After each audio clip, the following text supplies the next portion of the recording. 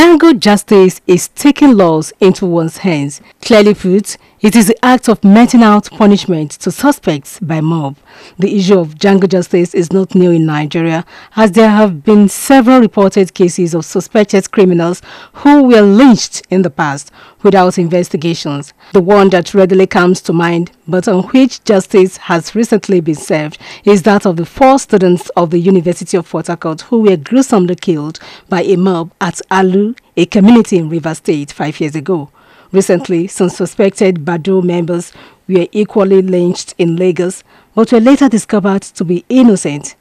This is just to mention a few of the reported cases.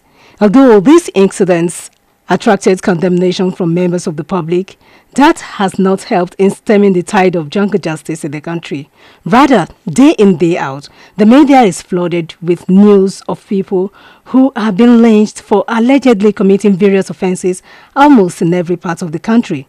This development has raised concern among Nigerians on what could possibly be the future of the nation if such an ugly trend is not curtailed.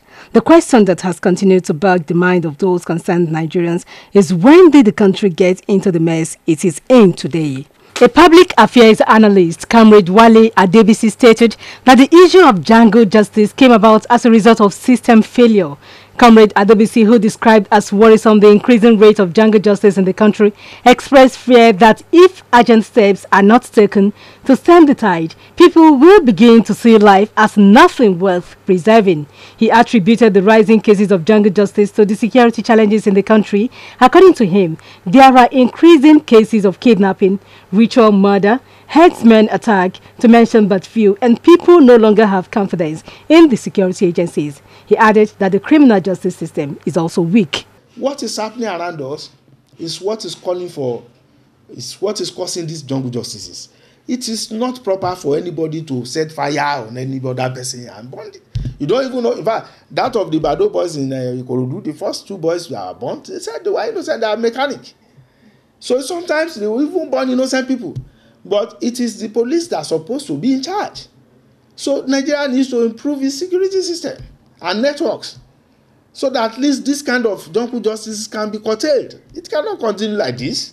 Speaking in the same vein, a legal practitioner, Mrs. Olushola Ogunlaye, maintained that Django justice is an outright violation of human rights, as it reduces human life and dignity to zero.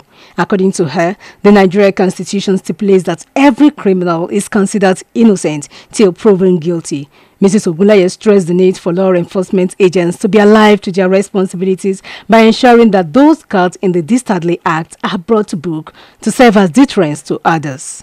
We don't have to take the laws into our hands. It is strongly against the Constitution of the Federal Republic of Nigeria. It is expected that when a criminal is being caught, or when anyone is being caught in an act of an offense, you should handle the person to the appropriate court. In the situation whereby one will just take the law into their hands by just inflicting injury, or just taking the laws into their hands by beating or killing anybody found in them, they may just an innocent citizen may be affected. Oluchi Amuja, OSBC News.